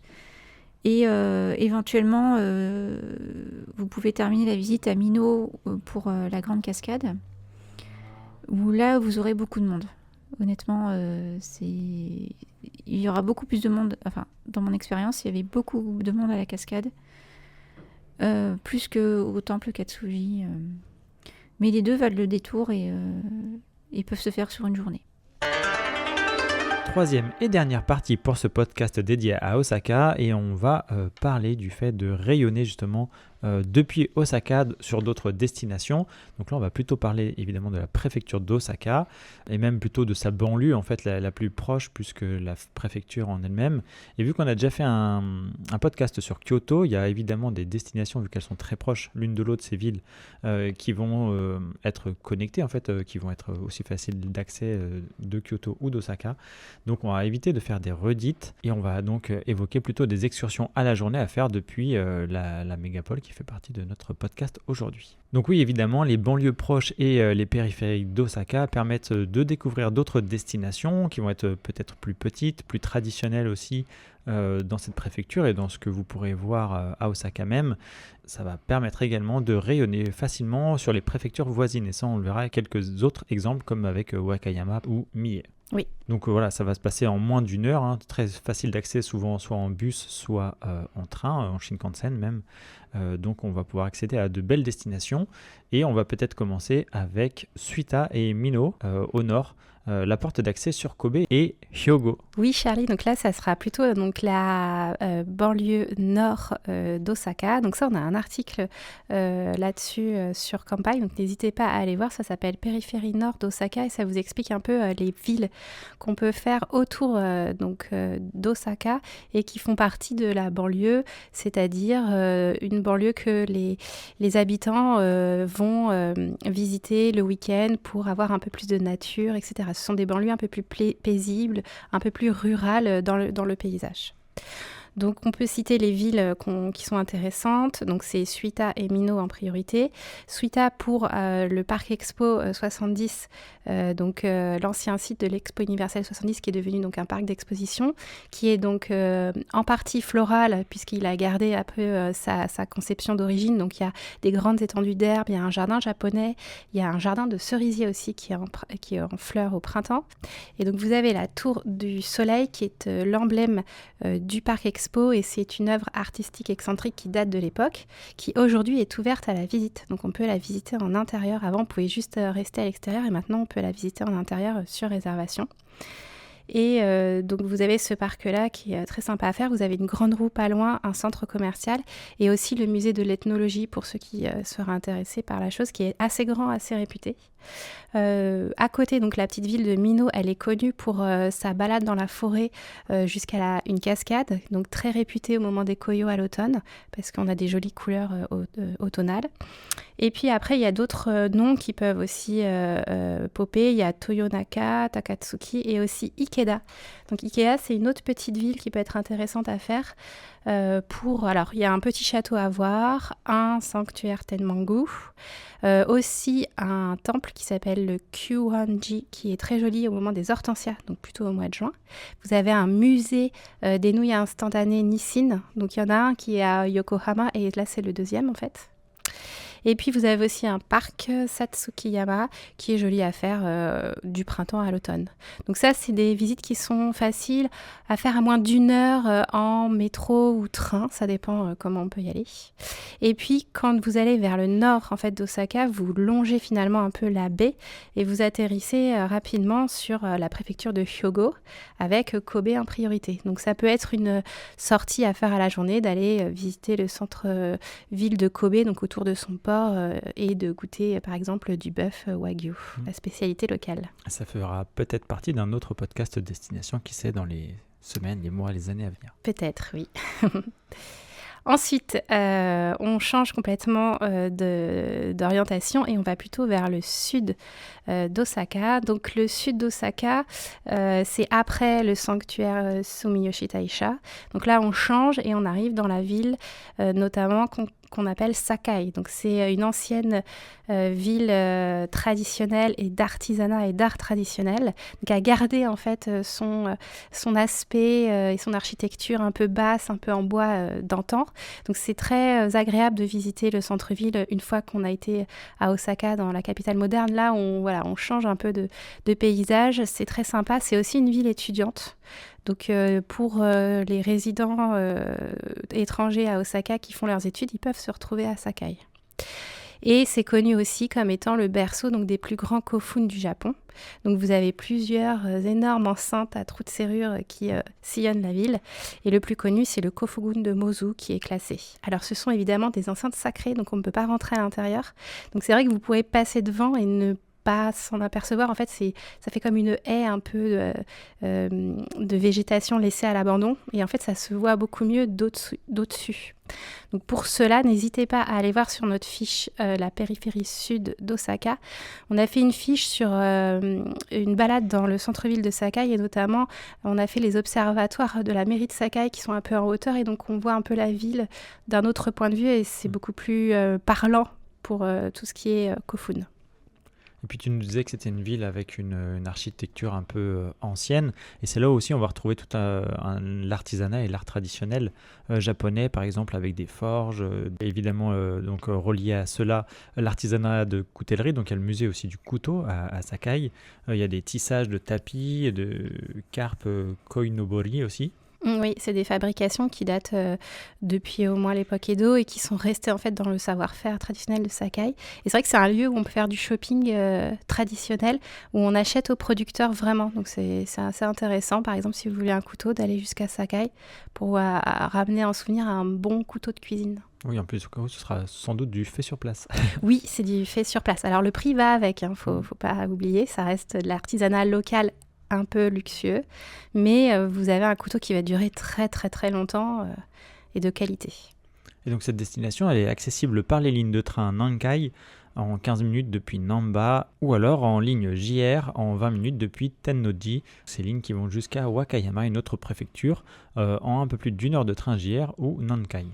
Oui, voilà, quand on continue à descendre vers le sud de la préfecture d'Osaka, on débouche sur la préfecture de Wakayama, donc on suit en fait la côte et la péninsule, et on accède donc à la petite ville de Wakayama qui est très sympa à visiter pour ceux qui recherchent un Japon un peu hors des sentiers battus, c'est une capitale de préfecture mais vraiment à taille humaine, avec des temples, des sanctuaires à voir qui sont un peu plus petits en termes de superficie mais très jolis, et puis un point de vue sur le port. Et si vous continuez après dans la préfecture de Wakayama, vous arrivez aux 2 autres sites qui sont assez connus au niveau touristique. C'est le mont Koya et puis les chemins de pèlerinage de Kumano-Kodo. Donc c'est 2 destinations assez recherchées. Elles sont faciles d'accès depuis Osaka. Vous avez des trajets en train avec ou sans transfert qui se font facilement pour accéder à ces 2 joyaux de pèlerinage et de randonnée dans la montagne. Et donc là, évidemment, on ne va pas les détailler, ça prendra déjà un podcast entier. Donc ça viendra, mais c'est vrai que là, ce n'est pas l'objet de ce podcast-là. Non, c'est juste pour vous dire que depuis Osaka, c'est plus facile d'accès. Et donc, quand on va aussi du côté des terres d'Osaka, donc côté est, on arrive en fait avec les chaînes de montagnes qui font la frontière naturelle avec la préfecture de Nara. Et il y a des choses qu'on peut visiter assez rapidement, notamment Ikoma, qui est une petite ville traditionnelle, une petite ville temple, qui est très mignonne et qui se fait facilement en métro ou en train, en métro et en train Kintetsu depuis Tsuruhashi. Donc c'était le quartier où il y avait le marché coréen qu'on a cité tout à l'heure.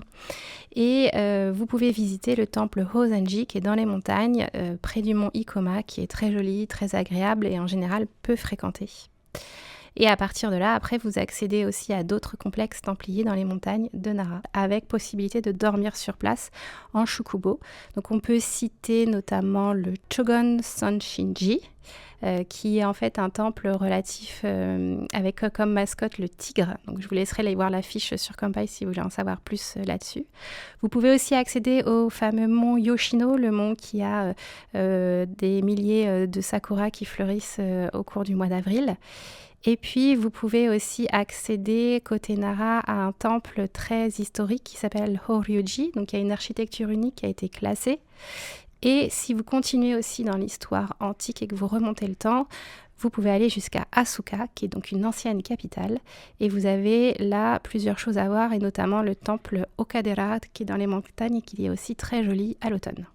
Donc ça, c'était des points de chute assez proches de Osaka. Et pour ceux et celles qui voudraient s'aventurer sur des endroits touristiques plus lointains, eh bien, on peut vous conseiller de prendre les lignes directes en train vers Nagoya, par exemple, ou la préfecture de Mie, avec Ise-Jingu, par exemple, qui sont accessibles avec le train Shinkansen ou les trains rapides depuis Osaka. Et il est l'heure de conclure notre podcast dédié à Osaka. On pourrait dire donc qu'on va vous conseiller à peu près 2 à 5 jours de visite maximum sur place. Même si c'est vrai que, comme vous l'aurez compris, la ville elle est très bien située, elle est hyper bien desservie. Tout est assez facile d'accès là-bas et puis vous avez aussi plein d'autres points de chute disponibles à partir de la ville. Néanmoins, c'est vrai que ce n'est pas la destination phare qu'on va vous conseiller pour un premier voyage en tout cas au Japon. Donc c'est une ville, on va dire, peut-être plus de transition pour se poser entre 2 destinations, qui va être évidemment très pratique, et vous avez vu qu'il y a plein de choses à y voir quand même. Et à manger. Et à manger, exactement, ça fait partie du voyage. Donc voilà, elle est vraiment très bien située, très bien desservie. C'est pas forcément le spot du Japon que l'on conseillerait pour l'instant. Après, pour les familles avec enfants, des groupes d'amis, etc., qui vont chercher le Japon traditionnel, c'est pas non plus le spot à faire, même si, comme je le disais, je le répète, c'est une ville qui est très facile d'accès. On s'y sent vraiment vite à l'aise quand même. Oui, voilà, c'est vraiment une ville pratique pour souffler, pour être proche de plein d'autres choses. C'est pas indispensable sur un premier voyage parce qu'effectivement, elle a peut-être pas de site touristique très connu à l'international ou classé à l'UNESCO. Donc c'est pour ça que voilà, c'est un peu moins populaire, mais ça reste une ville vraiment intéressante à faire. Et puis elle a beaucoup de parcs d'attractions quand même, faut pas l'oublier. Donc oui. C'est vrai que pour les familles avec enfants, je reviens sur ce que tu as dit et j'insiste un peu, ça peut vraiment être une destination pratique pour souffler. Les enfants, voilà, là-bas, ils vont très bien s'intégrer au paysage. Et puis même dans les rues, elles sont bien décorées, etc. Donc il y a aussi ce côté un peu attractif dans la ville même qui est sympa. Donc quand vous êtes en transition là-bas pour aller dans d'autres préfectures, eh bien ça reste une superbe destination. Oui. Et donc nous allons vous laisser pour ce podcast dédié à la destination voyage qui est Osaka. On espère que vous en avez appris plus sur sa géographie, sur son histoire, également sur ses activités et tout ce que l'on a pu vous proposer comme spot de visite. Et aussi comment sortir un petit peu des sentiers battus et sortir même pas de la préfecture du coup, mais de la ville d'Osaka pour continuer votre séjour. Pour les podcasts destination, qui est le nouveau format de cette année, on a donc vu ensemble Tokyo, Kyoto et Osaka, on va dire 3 gros morceaux. Sans doute que les prochains seront un peu moins denses, mais tout aussi intéressants et seront aussi peut-être plus focalisés sur des activités ou des parcs d'attractions par exemple. Il n'y aura pas forcément que des villes, ça pourrait être des préfectures, des régions ou autres. Donc voilà, donc petit à petit on va étoffer aussi notre podcast à ce sujet et vous proposer d'autres versions sur cette thématique. Oui, Charlie. On se retrouve la prochaine fois pour un autre podcast Destination. Et puis je vous dis à bientôt et on remercie évidemment toutes nos auditrices et tous nos auditeurs pour votre suivi, vos partages sur les réseaux sociaux et le fait de nous noter également avec plein d'étoiles sur vos plateformes d'écoute préférées. Merci donc pour votre soutien et puis les commentaires que vous nous laissez sur les réseaux. On vous dit à très bientôt. Merci encore Marjorie et Kelly donc pour le moment accordé. Merci Charlie. Merci Charlie. Au revoir, à bientôt. Au revoir et merci aux auditeurs. À bientôt. Retrouvez plus de Destination Japon sur nos podcasts.